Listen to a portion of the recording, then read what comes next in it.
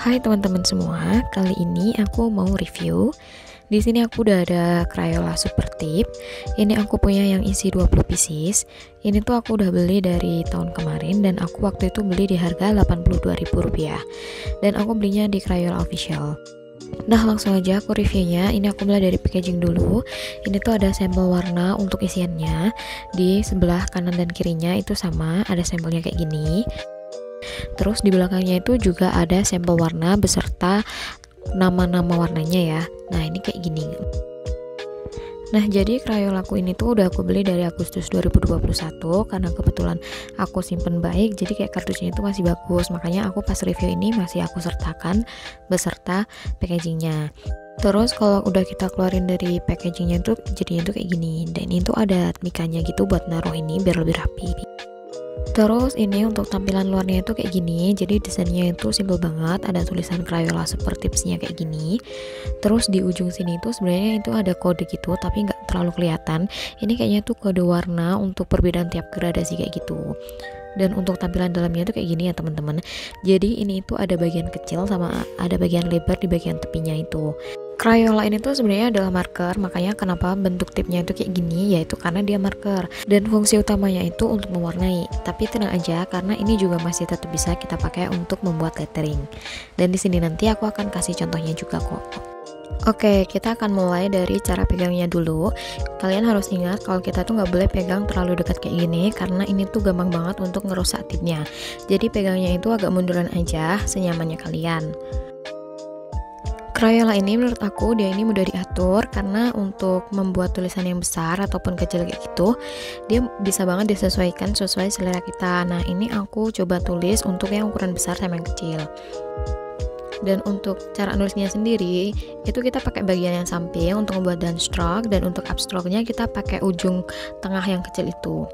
Dan kalau melakukan downstroke itu kita kasih penekanan, sedangkan untuk upstroke-nya kita nggak perlu kasih penekanan, kita tulis secara biasa aja. Jadi posisi membuat downstroke itu kita pakai bagian yang miring itu ya teman-teman, yang lancip tapi di bagian miringnya. Nah, terus di bagian lancipnya itu untuk membuat upstroke. Nah, ini aku buat alphabet lettering pakai Crayola. Ini kalian bisa perhatiin pas aku nulisnya itu gimana aku menulis downstroke, upstroke, dimana ada penekanan sama enggaknya. Kalian bisa perhatiin baik-baik di sini. Jadi setiap ada gerakan ke bawah itu harus sambil ditekan. Sedangkan untuk gerakan ke atas atau upstroke itu kita ringanin aja atau posisinya agak ditegain agar yang ketulis itu tuh yang pakai pena kecil bagian tengah itu. Jadi nanti akan membuat garis yang lebih tipis daripada saat kita membuat garis turun menggunakan sisi yang miring, karena itu nanti akan membuat downstroke atau garis yang lebih lebar atau tebal. Nah, tips punya Crayola ini tuh kalau tiap kita habis nulis dia pasti akan bengkok gitu. Nah, kira-kira tuh kayak gini nih tuh, dia ini kan agak bengkok gitu kan. Itu tuh nggak apa-apa teman-teman, kita tinggal pakai arah yang lawanannya, nanti brushnya itu akan balik lagi seperti semula. Nah, ini aku coba untuk nulis satu kata gitu, jadi kayak gini untuk penekanannya ya teman-teman. Terus karena tips dari Crayola ini tuh beda dari tip brush yang lain, jadi kayak kita tuh perlu latihan yang lebih sering supaya tangan kita ini tuh terbiasa dalam memakai Crayola. Nah, kalau kita banyak latihan, pasti lama-lama juga termasuk mudah diatur kok. Meskipun banyak juga yang bilang kalau Crayola ini tuh termasuknya agak sulit diatur ya untuk tipsnya. Nah, untuk membuat gradasi sendiri, Crayola ini termasuk yang mudah untuk dibuat gradasi. Nah, hasilnya itu kayak gini, pas aku coba gradasiinnya. Terus selain itu aku juga suka warna-warna dari Crayola brush ini. Terus ini aku mau swatch satu persatu untuk warnanya.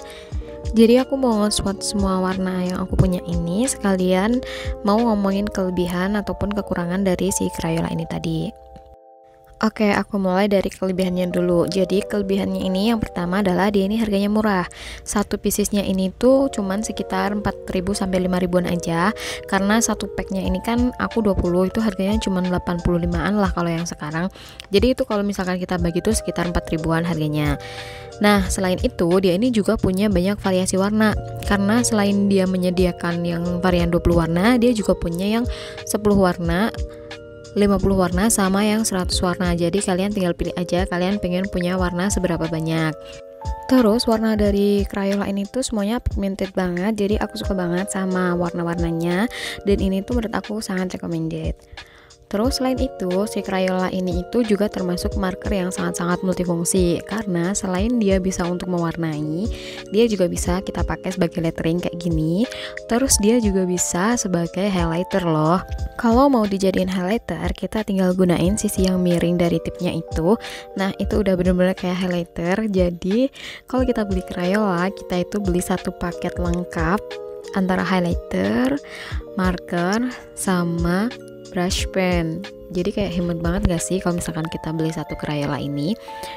Nah, kalau untuk kekurangannya, dia ini dijualnya itu per pack, jadi tidak per pieces. Jadi kalau misalkan kita mau beli per pieces itu nggak bisa, kecuali kalau memang ada toko yang jual per pieces. Dan aku jarang banget nemuin ada toko yang jual Crayola ini per piecesnya, karena emang dari officialnya sendiri itu dia dijualnya itu per pack itu tadi. Selain itu, kekurangannya itu dia ini termasuk tip yang susah dikontrol, dan banyak juga yang bilang kalau tipnya ini susah dikontrol. Tapi kalau untuk aku sendiri, menurut aku ini masih enak aja sih untuk digunain, jadi termasuknya ya mudah dikontrol sih kalau untuk aku sendiri. Nah, jadi itu tadi aja untuk reviewnya dari aku.